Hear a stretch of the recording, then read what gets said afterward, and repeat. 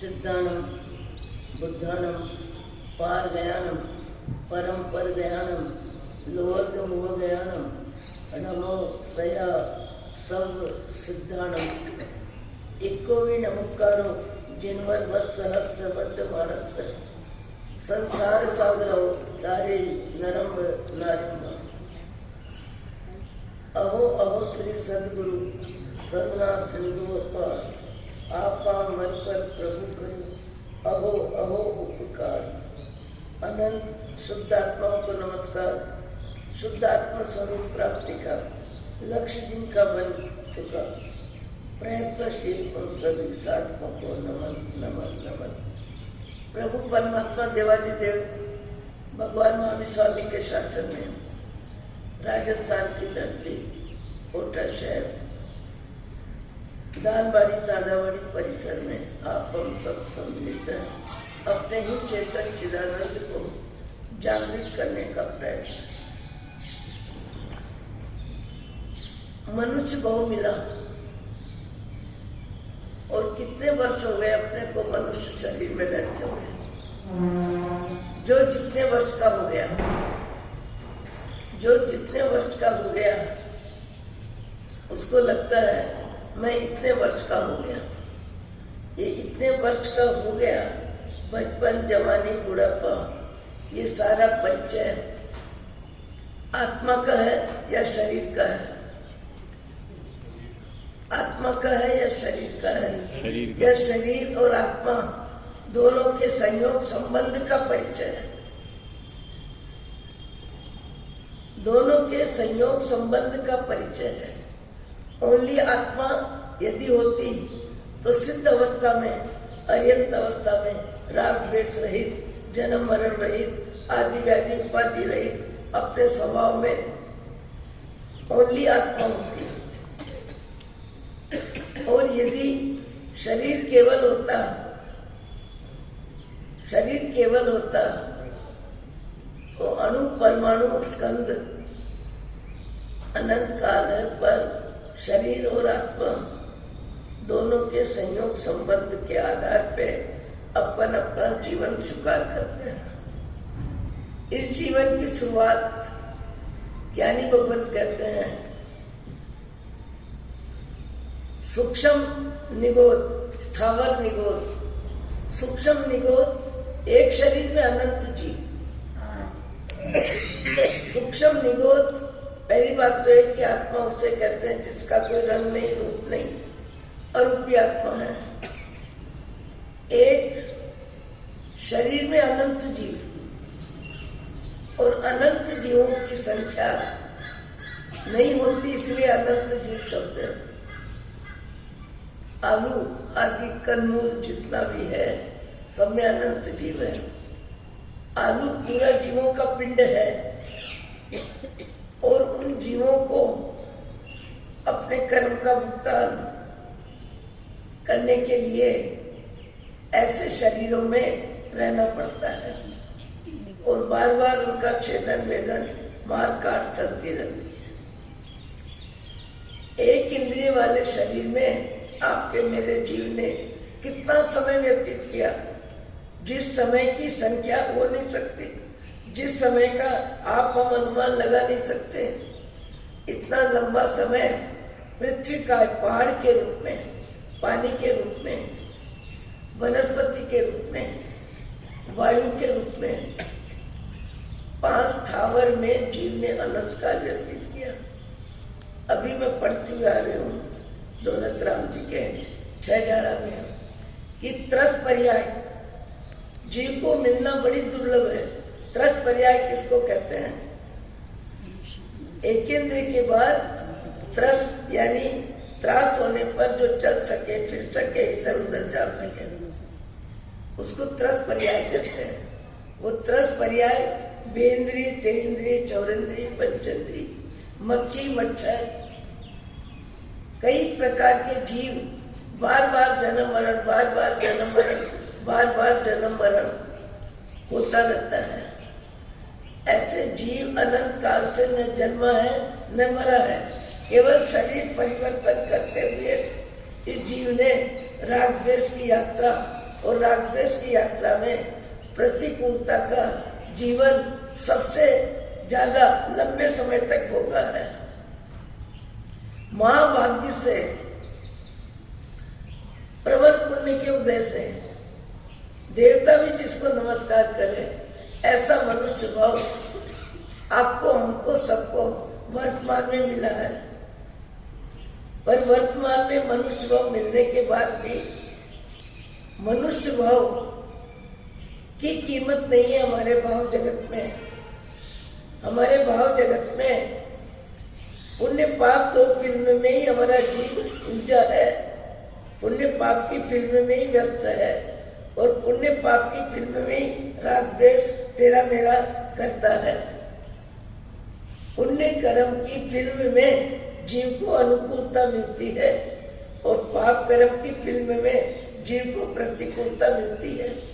प्रतिकूलता में जीव को लंबे समय रहना पड़ता है, लाखों लाखों वर्ष, और देवगति में जाए तो लाखों वर्ष अनुकूलता की फिल्म में भी जीना पड़ता है। पर जब भी जहां भी जीव जीता है, जीव को जीव का ज्ञान नहीं होता। मैं आत्मा हूं ऐसा ज्ञान नहीं होता, मैं आत्मा हूं ऐसा भान नहीं होता, मैं अजन्मा हूं, मेरा जन्म नहीं, मेरा मरण नहीं, मैं शाश्वत आत्मा हूं। पर कर्म संयोग में शरीर में मैं बुद्धि, शरीर में मैं बुद्धि अनंत काल से जीव की बनी हुई है। इसलिए अनंत काल से बार बार जन्म मरण शरीर में करता है और शरीर के निमित्त को लेके नए कर्म बांधता है, पुराने कर्म भोगता है। कभी कदाच किसी किसी को परमात्मा की कृपा से, शास्त्र स्वाध्याय से, संत सदगुरु के आश्रय से जब आत्मा को आत्मा का बोध हो जाता है, आत्मा को आत्मा का बोध हो जाता है, तब आत्मा अपना मार्ग पकड़ती है। राग द्वेष रहित, मोह रहित, शरीर रहित आत्मा की अनंत शक्ति जब प्रकट हो जाती है। कभी कदाच जीव को ऐसा भाव मिलने का मौका मिलता है, जैसे श्रीमद राजचंद्र जी को 9 वर्ष की आयु में निमित्त मिला। और निमित्त कैसा मिला कि पड़ोस में रहने वाले एक वयोवृद्ध बाबा, जहाँ ये खेलते थे, कूदते थे, हंसते थे, बोलते थे, उस बाबा की मौत हो जाती है। और मौत हो जाती है तो सब कहते हैं बाबा मर गए, मर गए, मर गए, मर गए। रायचंद भाई 9 वर्ष की उम्र में गहरे चिंतन में चले जाते हैं कि कौन मर गया, कौन मर गया, मर कौन गया? तो बोले बाबा मर गए। बाबा मर गए, बाबा को कहाँ ले जा रहे हैं? बोले अग्नि संस्कार के लिए ले जा रहे हैं। उस जमाने में छोटे बच्चों को मौत के बाद व्यक्ति को जल्दी दिखाते नहीं थे, इसलिए कि बच्चे भयभीत हो जाएंगे, डर जाएंगे। आज के बच्चे तो बहुत बुद्धिमान है। रायचंद भाई के भाव जगत में प्रश्न उपस्थित हो गया कि मरता कौन है, जन्मता कौन है, जीता कौन है, आता कौन है और जाता कौन है? ये प्रश्न उपस्थित हो गया 7 वर्ष की उम्र में, 9 वर्ष 7 वर्ष की उम्र। मुझे जानना है, मुझे देखना है, बाबा को कहाँ ले जा रहे हैं, क्यों ले जा रहे हैं, वहाँ क्या करेंगे? सब ने कहा तुमको नहीं चलना, तुमको नहीं चलना, तुमको नहीं चलना। सबकी सुन लेते हैं, पर जिज्ञासा तीव्र हो जाती है, जानकारी लेने का भाव बन जाता है। मुझे इस जीवन में जानना है कि जीवन क्या है, शरीर क्या है, मौत क्या है, जन्म क्या है, बुढ़ापा क्या है, जवानी क्या है, बचपन क्या है, ये सब दुनियादारी क्या है, मुझे जानना है। और वो पीछे के रास्ते से चले जाते हैं और ऐसे पेड़ पे जाके बैठ जाते हैं कि जहाँ अग्नि संस्कार का बाबा का कार्यक्रम होने वाला है। बाबा आगे आगे चल रहे हैं और पीछे पीछे परिवार, समाज, परिचित सब पीछे पीछे चल रहे हैं। आपको हमको महिलाओं को नहीं, पुरुषों को तो मालूम होगा, मुर्दे को आगे रखते हैं, मुर्दे को आगे चलाते हैं और सब पीछे चलते हैं। ऐसा क्यों होता है? जलाने वाले को आगे रखते हैं और रिश्तेदार, परिचित, परिवार, मित्र वर्ग, व्यापारी, जिनका संपर्क जितना ज्यादा है, किसी किसी के अग्नि संस्कार में 1000 आदमी भी जाते हैं, 2000 आदमी भी जाते हैं, 400, 500, 200, जिसका जितना परिचय क्षेत्र, सब पीछे चलते हैं। और जिसका अग्नि संस्कार है, जो मर चुका है, जो मर चुका है, उसके शरीर को सबसे आगे करते हैं। आगे जाने वाला भी आपको, हमको, सबको यदि लेने तो शिक्षा देता है। और शिक्षा ये देता है कि भले तुमने आज मुझे आगे कर दिया, भले तुमने मुझे आज आगे कर दिया, पर तुम्हारे सबके जीवन में एक दिन ऐसा आने वाला है, सबको मेरी जगह आना है, सबका नंबर आगे होगा, सबका नंबर एक दिन आगे होगा। मुझे आज आगे किया, पर तुमको ये चिंतन लेना चाहिए कि एक दिन हम सबको मुर्दे की जगह आगे आगे 4 के कंधों पे चलना है। चलना कब है? जाना किसको है? जाने वाला जब चला जाता है। जाने वाला कौन? जीव। जलने वाला कौन? शरीर। जाने वाला कौन? जीव। और जलने वाला कौन? शरीर। हम शुरू से शरीर और आत्मा, जड़ और चेतन, जीव और अजीव, इसकी व्याख्या में ही पूरा समय व्याख्यान का हमारा दृष्टिकोण रहा है।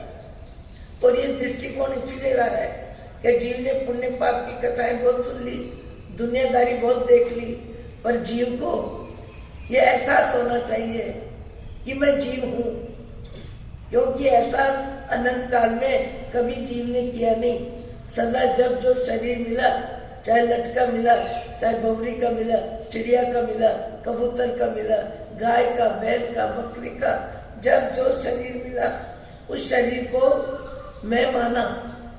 किसने मैं माना? जीव ने। और फिर प्रकृति क्या विचित्र लीला है कि जो जिस शरीर में जाता है, उस शरीर की व्यवस्था को सहजता से स्वीकार कर लेता है। ये चिंतन ध्यान में आता है कभी? सहजता से स्वीकार कर लेता है। करता है कि नहीं? आज मनुष्य भाव में, मनुष्य भाव की स्तर की व्यवस्था आपके हमारे पास है। खाने की जगह, सोने की जगह, बैठने की जगह, कमाने की जगह, नहाने धोने की जगह, अतीत का सामान, भविष्य के लिए सामान, वर्तमान की व्यवस्था, सब अपने ढंग का जीवन है। पर जब जीव जिस शरीर में जाता है, उस शरीर की व्यवस्था सबकी अलग अलग होती है। चींटियां सर्दी के दिनों में बिलों में रहती है, गर्मी के दिनों में बाहर आती है। गर्मी सर्दी सबको लगती है, सबकी व्यवस्था अपनी अलग अलग होती है। और अलग अलग व्यवस्था, जिसको जैसी व्यवस्था मिलती है, जीव उस व्यवस्था को स्वीकार करता है। मनुष्य भाव में, पुण्य के उदय में व्यक्ति आसानी से सहज मिलने वाली व्यवस्था को स्वीकार नहीं करता है। वहाँ व्यवस्था बदलने की बात करता है।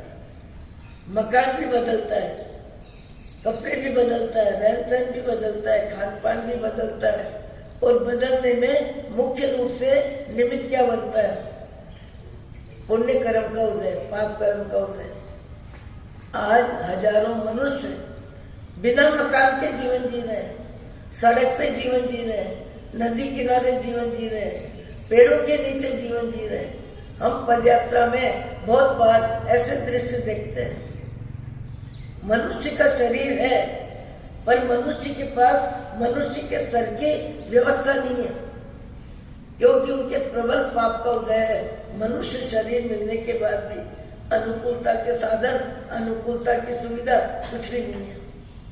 वहाँ वो भी जी रहे हैं, उनको भी जीवन प्रिय है, वो भी जी रहे हैं, चिड़िया भी जी रही है, कबूतर भी जी रहा है, गाय बैल बकरी सब जी रहे हैं। जिसको जो शरीर मिल जाता है उस शरीर में जीव की मैं बुद्धि हो जाती है। ये बात मैं बार बार बोल रही हूँ। जब जीव को जो शरीर मिलता है उस शरीर में जीव की मैं बुद्धि और मैं बुद्धि से मोह बुद्धि, फिर उसको वही शरीर अच्छा लगता है, उसके सुख दुख सब झेलता है, रहना उसी में चाहता है। चींटी भी मरना नहीं चाहती, मक्खी भी मरना नहीं चाहती, मच्छर भी मरना नहीं चाहता, गिलारी बकरी कोई भी हो मरना पड़ता है, मरना कोई नहीं चाहता। क्यों नहीं चाहता? कि शरीर में हूं ऐसी बुद्धि होने से शरीर में उसका मोह होता है और मोह उस शरीर में रहे ऐसी मानसिकता बनती है। आज 80-90 वर्ष के व्यक्ति भी आपको हमको दिखाई देते हैं और जाने वाले 20 में भी जाते हैं, 10 में भी जाते हैं, 5 वर्ष में भी जाते हैं, जन्म के बाद भी चले जाते हैं, भर जवानी में भी जाते हैं, जीने के दिनों में भी जाते हैं। अपनी आंखों के सामने सारे दृश्य दिखाई देते हैं। और लंबी आयु जिसकी है वो 100 वर्ष भी जी रहा है, 100 वर्ष भी जी रहा है, 100 वर्ष के बाद भी जी रहा है। और जो कम समय लेके आया है गर्भ में भी जाते हैं, गर्भ से बाहर आके भी जाते हैं, 2-3 वर्ष की आयु में भी जाते हैं, 60-70 वर्ष की आयु में भी जाते हैं, 10-20 वर्ष की आयु में भी जाते हैं। क्यों? कि जीवन जीने में जिस शरीर में जीव गया उस शरीर में जीव कब तक रहेगा इसका आधार क्या है? आयु कर्म। 8 कर्म कितनी बार सुने हैं? ज्ञानावरणी, ज्ञान का आवरण, दर्शनावरणी, आत्मा का दर्शन नहीं, मोहनीय जो शरीर मिला उसमें मैं बुद्धि, फिर ज्ञानावरणी, दर्शनावरणी, अंतराय, मोहनी, अंतराय, फिर वेदनी, फिर अंतराय, नाम, गोत्र, आयु, 8 कर्म है। आयुष्य कर्म जीव को क्या करता है? जैसे जेल में जाने वाले को एक अवधि निश्चित होती है कि जेलर व्यक्ति उसको इतने समय तक वहीं रहना है, ऐसे हमारा आयुष्य कर्म है। जब जीव जिस शरीर में जाता है उस शरीर में जीव कब तक रहेगा इसका निर्णय आयुष्य कर्म करता है। आयुष्य जिसका जितना है और उसमें भी अनुकूलता में जीना है कि प्रतिकूलता में जीना है, कि दोनों का सम्मिश्रण बार बार बदलता रहता है। किसी का बचपन प्रतिकूलता में बीतता है, किसी की जवानी और किसी का बुढ़ापा। किसी को बचपन में माँ बाप नहीं मिलते हैं, किसी को भर जवानी में संतान चली जाती है, किसी को वृद्धावस्था में भी जीने की अनुकूलता नहीं है, शरीर बीमार है, वृद्ध है, फिर भी जीना पड़ता है। ये सबके लिए निर्णय कौन करता है? आयुष्य कर्म। किसी की वजह से कोई जीता नहीं है, किसी की वजह से कोई मरता नहीं है। ये तो व्यवहार खटन है, इसकी दवा से मैं ठीक हो गया, इसकी दवा से मैं ऐसा हो गया, पर जीने मरने का मूल संबंध आयुष्य कर्म से है। आयुष्य कर्म लंबा है, 100 वर्ष का है और पुण्य कर्म का उदय है, तो 100 वर्ष की आयु भी व्यक्ति को लंबी नहीं लगती, क्योंकि साधन मिलता है, सुविधा मिलती है, व्यवस्था मिलती है। मैंने भी कुछ दिन पहले ही कहा, एक माँ साहब है दुर्ग में जो मुझे बार बार बोलते थे कि मालवीय नगर, दुर्ग का मालवीय नगर उपनगर है, वहाँ आप चौमासा जरूर कर लेना, मैं मर जाऊँ तो भी करना, पहला चौमासा आपका ही होना है। और हकीकत में 35 वर्ष मंदिर की प्रतिष्ठा के बाद उपासना मंदिर साफ ही बना। 35 वर्ष के बाद मेरा चौमासा हुआ और मेरे चौमासे को माँ साहब सामने बैठते थे और 100 वर्ष उनके उसी वर्ष पूरे हुए। और मैंने कहा चलो ऊपर जाने की बात खत्म हुई, यहीं हमारी आंखों के सामने ही व्याख्यान में ही हमने आपके 100 वर्ष मना लिए। अभी 2 दिन पहले ही बात की है, 106 वर्ष के हैं वो माँ साहब, लंबी आयु। और उसके साथ लंबी आयु के साथ पुण्य का उदय, वो चौवेर करते हैं, कोर्सी करते हैं, 3 सामायिक करते हैं, देव दर्शन अपने कमरे में ही कर लेते हैं, चलना फिरना नहीं, बाकी सब ठीक है, दांत है, आंख है, कान है, सब है। आयुष्य कर्म पुण्य के उदय में लंबा भी अच्छा लगता है, पर यदि पाप का उदय है, असत्ता का उदय है, विशेष बीमारी का उदय है, तो कम उम्र में लंबी लगती है, और कम उम्र में भी लगता है भगवान उठा ले, भगवान उठा ले। ये सबके अपने अपने कर्म का उदय होता है।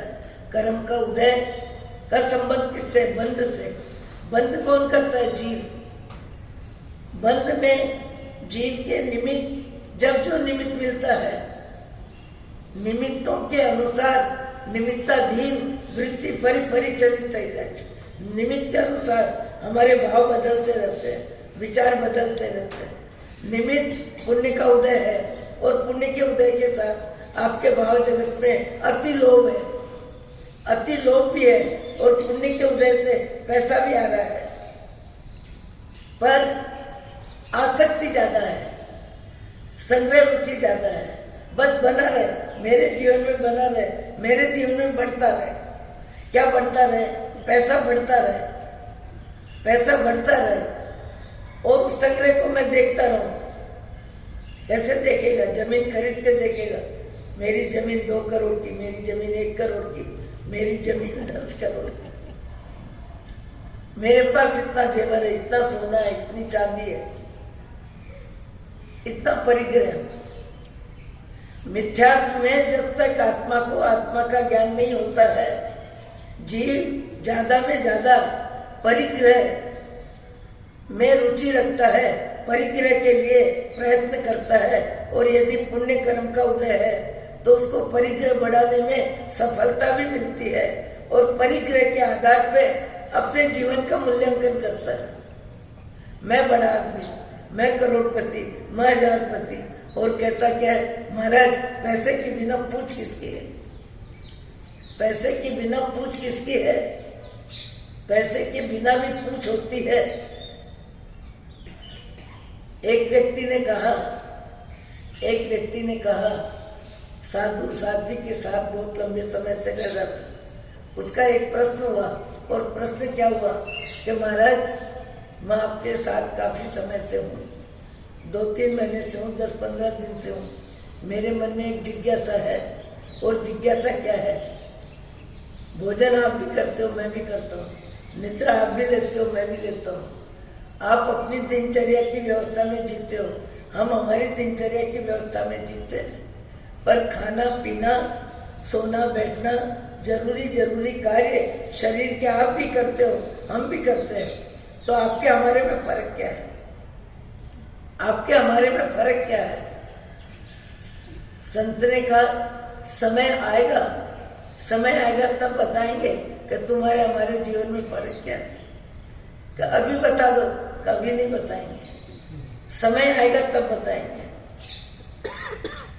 समय पूरा हुआ रहने का, जैसे चौमासा पूरा हो रहा है, समय पूरा हुआ और जाने का निर्णय हुआ, और वो श्रावक जो प्रश्न कर रहा था वो कहने लगा, इतना 4 महीने का आपका हमारा संपर्क है, मैं भी चलता हूँ आपके साथ, चलो भैया, रोटी भी मिल जाएगी, सोने को जमीन भी मिल जाएगी, मैं भी आपके साथ चलता हूँ।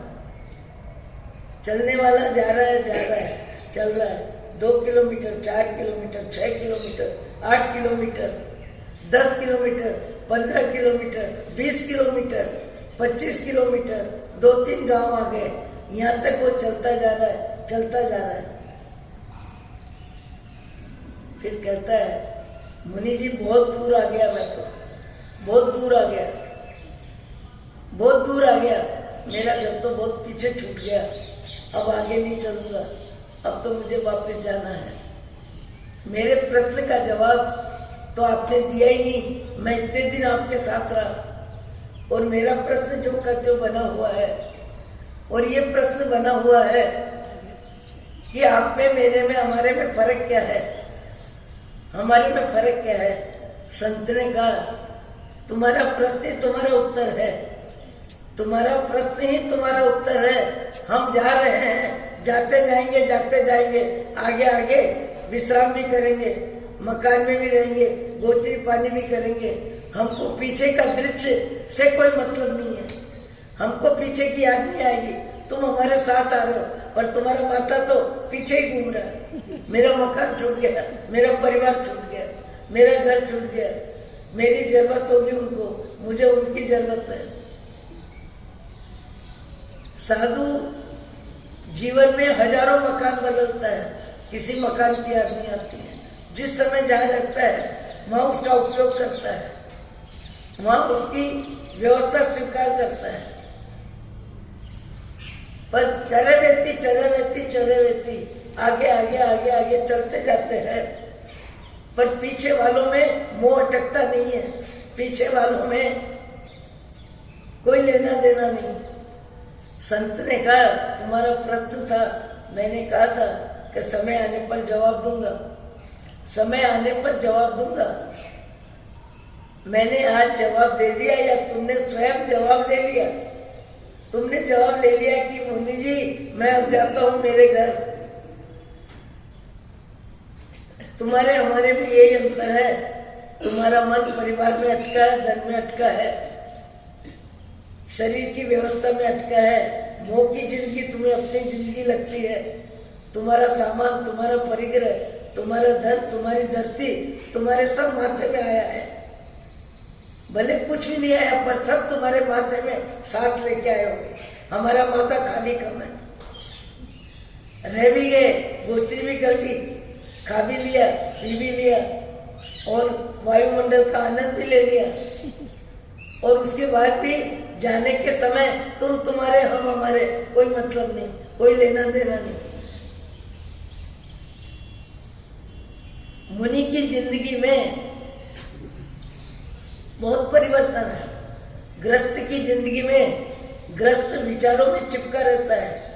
मान लो किसी के पास 10 करोड़ है, क्या करता है? 10 करोड़ का परिग्रह का मोह में बंद करता है। बंद कौन करता है? आत्मा। आत्मा बंद किसके साथ करता है? शरीर के, परिवार के, धन, धरती, पद, पैसा, इंद्रियां, सबको लेके कर्म बंधन करता है। और कर्म बंधन क्या करता है? भीतर में। और सामान कहाँ पड़ा है? खेत में। जमीन कहाँ पड़ी है? 15 किलोमीटर दूर, 25 किलोमीटर दूर। पर भाव जगत में मेरी जमीन, मेरा खेत, मेरा सोना, मेरी चांदी, मेरा परिवार, मेरा धन, ये मेरे का घेरा, मेरे का घेरा अनंत काल से चल रहा है। एक इंद्रिय, बेंद्री, तेंद्री, सब में, शरीर में जीव जब तक शरीर को मैं मानता है वहां तक जीव की मोह माया कभी कम नहीं होती है, कभी कम नहीं होगी। जब कभी भी कम होगी, शांति मिलेगी, सद्भावना बढ़ेगी, उपकार बुद्धि बढ़ेगी, अनासक्ति बढ़ेगी। जो मिला, जितना मिला, जैसा मिला, उसमें जीवाराम आनंदित रहेंगे। ऐसा समय कब आएगा? अपूरा अवसर है वो, क्या रहा उसे।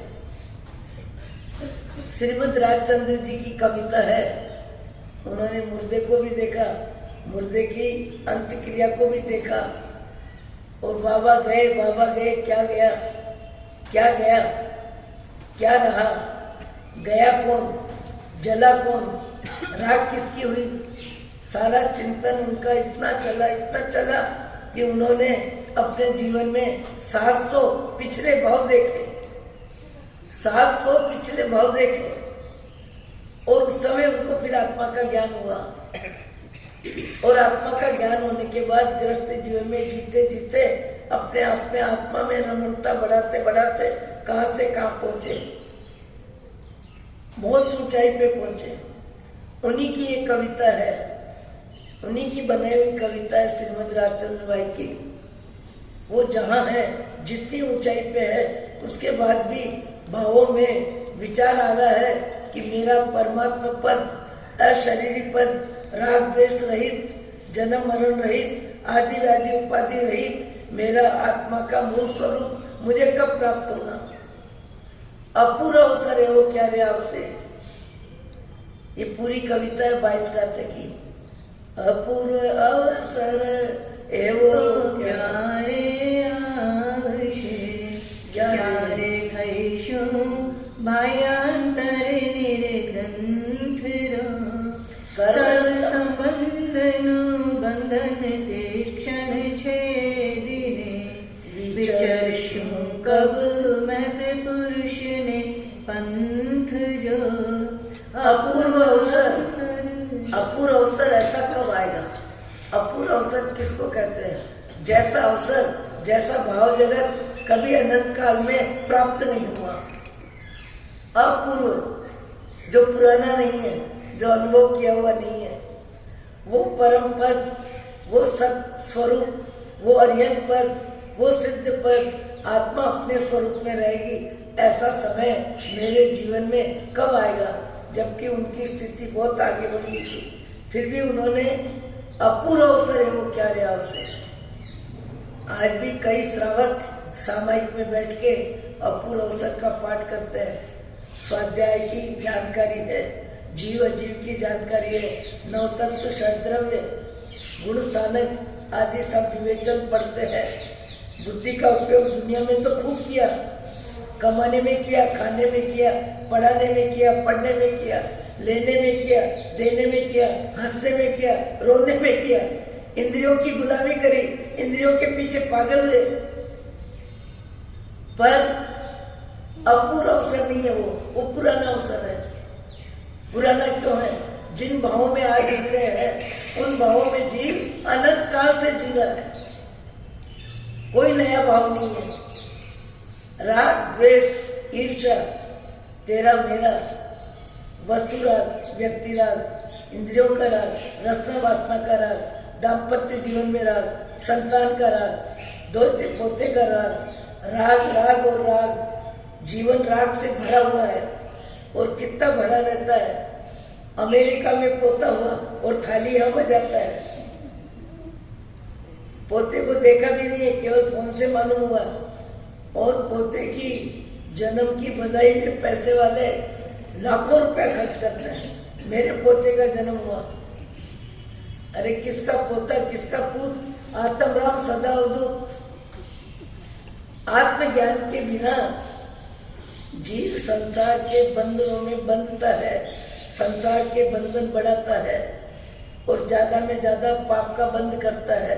और पाप का बंध करके जीव ज्यादा में ज्यादा पशु गति में, प्रतिकूलता में, डंडे खाके, मार खाके, अपमान सहन करके क्या करता है? जीवन पूरा करता है। भूख प्यास ताड़ना तंजना। मैं सवेरे से इरादे पूर्वक देख रही हूँ, मोर बार बार घूम रहा है, धरती की तरफ बार बार ध्यान है उसका, क्योंकि सवेरे हुआ है, पेड़ पे रात गुजारी है, मरण भय, पेड़ पे मुझे कोई मारने वाला नहीं आएगा, धरती पे तो कोई मार सकता है। तो शाम को हम देखते हैं सूर्यास्त के समय मोर पेड़ों पे चले जाते हैं, क्योंकि वर्तमान का जीवन, जिसको जो जीवन मिलता है वही जीवन उसको अपना लगता है। तो उसकी सुरक्षा के लिए सवेरे होने के बाद घूम रहा है, घूमते हुए नजर का है जमीन में, कोई कीड़ा मिले, कोई मकोड़ा मिले, उसको जीवन में जो चाहिए घूम रहा है। और विचारों में मिले या नहीं मिले, जीव हिंसा, पाप का बंध का क्रम लगातार चल रहा है।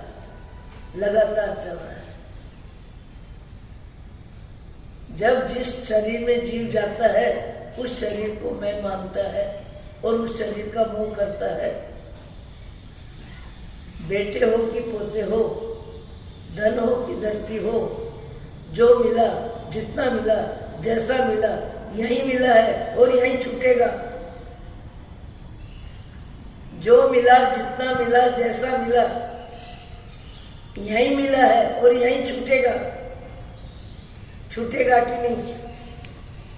मनुष्य भाव में आए, कहीं से तो मर के जन्मे हैं, चाहे चींटी के शरीर से आए, चाहे बिल्ली के शरीर से आए, चाहे बंदर के शरीर से आए, और चाहे मनुष्य के शरीर से मनुष्य बने, गाय बैल बकरी के शरीर से आए, किसी शरीर को छोड़ा और प्रबल पुण्य के उदय में मनुष्य बहु मिला,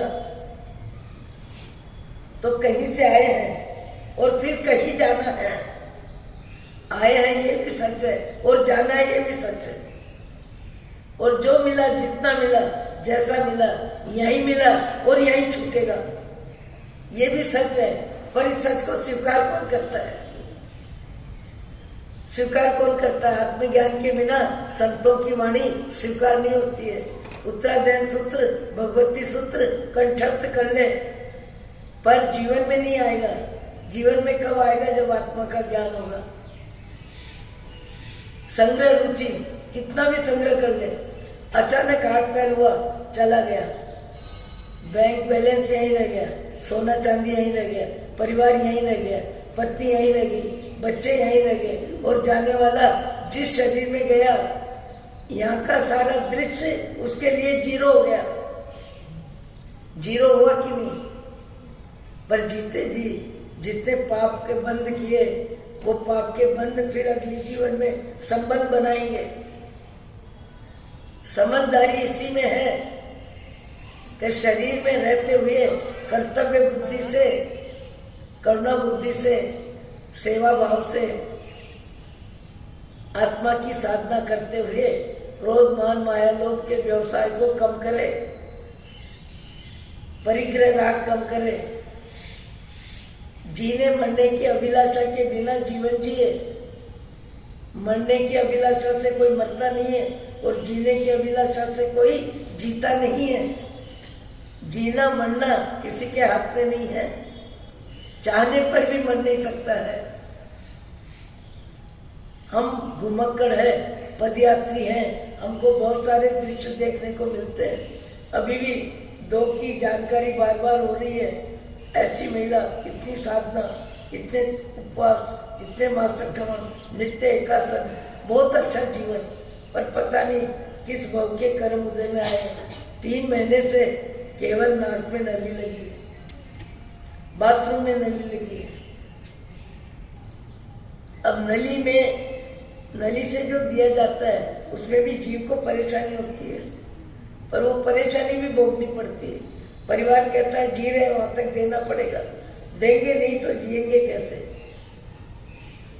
सब परिस्थिति जीव भोगता है, केवल ज्ञानियों के वचनों को स्वीकार नहीं करता। ज्ञानियों के वचन स्वीकार होते हैं, उसका भाव जगत कैसा होता है? वो ऊपर चढ़ता है और क्या गुनगुनाता है। अपूर्व अवसर है वो क्या रे आपसे, क्या रे थैशु बायांतर निर्ग्रंथ। बाह्य जगत का परिग्रह और भीतर के जगत का परिग्रह, बाह्य परिग्रह और भीतर का परिग्रह, 2 प्रकार का परिग्रह है। 2 प्रकार के परिग्रह की जानकारी किस किस को है? स्वाध्याय करने वालों को होगी। बाह्य परिग्रह और आभ्यंतर परिग्रह। बाह्य परिग्रह किसको कहते हो? 4 महीने 5 महीने में व्याख्यान सुनने वालों ने कभी प्रश्न किए, कभी समाधान लिया कि महाराज आज व्याख्यान में एक बात आई, इसका अर्थ हमको समझाओ, इसका ज्ञान हमको दो। 1 घंटा, आधी घंटा, दोपहर को, शाम को अपनी आत्मा की खुराक लेने के लिए कोई आके बैठे। हमारा जीवन, हमारा ऑफिस, हमारा व्यापार, हमारा परिवार, हमारा शरीर, हमारी स्नान की क्रिया, हमारी खाने की क्रिया, हमारी निद्रा की क्रिया, पूरा दिन जीव व्यस्त रहता है परिवार में, शरीर में, समाज में, रीति रिवाज में। अरे महाराज आप साधु बन गए, हम साधु थोड़े। अरे साधु नहीं हो फिर भी साधना तो कर सकते हो, 1 घंटा तो निकाल सकते हो, आधी घंटा तो स्वाध्याय कर सकते हो। व्याख्यान में जो सुना उसके प्रश्न करके शाम को समाधान तो ले सकते हो। बुद्धि दुनिया में घूमती है, परिग्रह में घूमती है, पैसा कमाने में घूमती है, जन्म मरण, रीति रिवाज, परिवार की सारी जवाबदारियां निभाते हो। सब जवाबदारियों में समय देते हो कि नहीं? पर सत्संग रुचि नहीं है। ये तो एक व्यवहार है कि मणिप्रवासी जी आ गए चौमासे में, तो कुछ व्यक्तियों को तो जाके बैठना है, और कुछ व्यक्ति ऐसे भी हैं जिनकी रुचि है और जिनके पास समय है, और कोई व्यवहार से आके बैठते हैं। अरे राम, हमारा दायित्व है, हम कार्यकारिणी के सदस्य हैं, कभी कभी तो मुंह दिखाना होगा। 2-4 दिन में एक दिन तो महाराज को दंडोत करनी होगी। और जिनकी रुचि है वो आए दिन भी आके बैठते हैं, आए दिन भी आके बैठते हैं। हमारे सुरेश सिंधी भाई वो कहते हैं मेरे को, सुरेश सिंधी बोला करो। हम जब से आए तब से शायद 2-4 छुट्टी हुई होगी।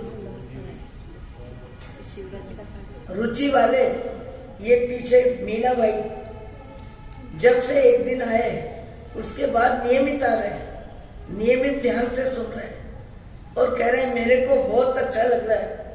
मैं तो अभी तक यही जानता था कि मैं शरीर हूं, अब मुझे मालूम पड़ा शरीर और आत्मा क्या होती है। ऐसे भी जीव है जिनकी रुचि होती है, वो जवाबदारी के बिना भी आके बैठते हैं और जवाबदारी की सीट पे होने के बाद भी आदमी दूसरे कार्यों में व्यस्त रहता है। अपनी अपनी रुचि है। मनुष्य भाव में आत्मा की लगन लगे बहुत दुर्लभ में दुर्लभ है। आत्मा की लगन लगे, जिएगा, खाएगा, कमाएगा और उसके बाद भी कर्म बंधन बहुत कम में कम करेगा, क्योंकि उसकी अनासक्ति होगी, उसमें उदारता होगी। क्रोध का जवाब क्रोध से नहीं देगा। लोभ में अपने मन को कहेगा, अरे लोभी लालची जीव कब तक लोभ करेगा, और ये लोभ तेरे साथ जाएगा क्या? ये संग्रह, ये परिग्रह, ये पैसा, ये धन, ये धरती सब यहीं छूटेगा। पीछे वाले मौज करेंगे, तेरे को तो करनी का भुगतान करना है। जो श्रम किया है, जो परिश्रम किया है, श्रम परिश्रम करने में जो झूठ, चोरी, अन्याय, नीति, धोखा, विश्वासघात, 18 पापस्थान में जितने पापस्थान का सेवन किया है उनका भुगतान तुझे करना है। माल खाएगा कोई, मार खाएगा कोई, पर जीव खुद तैयारी करता है मार खाने की और पीछे वालों को माल छोड़ के जाने की। खुद ही की तैयारी है, किसी और की तैयारी नहीं है। जीव को जब तक जीव का बोध नहीं होगा, श्रीमद राजचंद भाई को एक शमशान यात्रा में वृद्ध व्यक्ति की अग्नि संस्कार की क्रिया देखी, शरीर को राख में बदलते हुए देखा कि गया कौन, ये मरा कौन, ये शरीर जल रहा है और शरीर के भीतर कौन था। 700 भाव का उनको आत्मज्ञान हुआ और उसके बाद लगभग मोक्षगामी योग्यता को प्राप्त करके शरीर छोड़ा है। लगन लगती है जिनको लगती है, और जिनको लगती है वे भाव जगत को बदलते हैं और घर परिवार की जवाबदारी निभाते हुए भी कम में कम 3 घंटे अपनी आत्मा के लिए निकालते हैं। 24 घंटे व्यक्ति के पास, 6 घंटे निद्रा, 8 घंटे व्यापार ले लो। कहोगे महाराज आप गोचरी भरते हो, हम गोचरी थोड़ी भरते हैं, हमको तो कमा के खाना है। अरे कमा के खाना है तो 8 घंटे दो ना कमाने के लिए, कौन मना करता है? 8 घंटे कमाने के लिए, 6 घंटे निद्रा के लिए, 4 घंटे नहाना धोना खाना पीना, कितने घंटे हुए? 8, 6, 4 और फिर 3 घंटे समाज की, परिवार की, परिचितों की, रामायण के लिए, और 3 घंटे फिर और निकाल दो। 8 घंटे, 6 घंटे, 3 घंटे, 3 घंटे, 6, 6, 12 और 8, 20। उसके बाद भी 24 घंटे में 4 घंटे बचते हैं। 3 घंटे भी आराधना करने वाले कितने जीव हैं यहाँ? कि 1 घंटा स्वाध्याय करते हैं, 1 घंटा प्रतिकोण सामायिक करते हैं, 1 घंटा परमात्मा की भक्ति करते हैं। यहाँ तो भक्ति करने वाले आते हैं, उनको धन्यवाद, पर इतने जल्दी आते हैं 6:30 बजे तो रीत का रायता करके सब अपनी अपनी जगह चले जाते हैं। मंदिर 6:30 7 बजे खाली हो जाता है और आते कौन है? व्यापार के लिए 10 किलोमीटर घूमते हैं, परिचित परिवार के लिए कई चक्कर काटते हैं, पर सत्संग और स्वाध्याय में भी जिनकी रुचि नहीं है वो समय निकालना पड़ता है, इसलिए निकालते हैं। और जिनकी रुचि है वो जवाबदारी के बिना आके बैठते हैं, और जिनको सत्संग का लाभ मिलना है वो नरक और त्रियंच दो गति का विच्छेद करेंगे, दो गति में जाने लायक भावों का विसर्जन करेंगे। अरे परिग्रह परिग्रह क्या करेगा परिग्रह? अगले भाव में क्या काम आएगा तुम्हारे? क्या काम आएगा? कपड़े काम आएंगे, जेवर काम आएगा, बेटे बेटी काम आएंगे? अरे यहीं नहीं आते, यहीं बेटे कहाँ रहते हैं, बाप कहाँ रहते हैं, माँ कहाँ रहते हैं। संसार को समझना जरूरी है, पर समझने की बुद्धि हो तब। अहो अहो श्री सद्गुरु करुणा सिंधु अपार, आपा मरे पर प्रभु भयो, अहो अहो उपकार। जे स्वरूप समझा बिना, पायो दुख फलन, समझायूं ते पद नमो। श्री सद्गुरु भगवान परम गुरु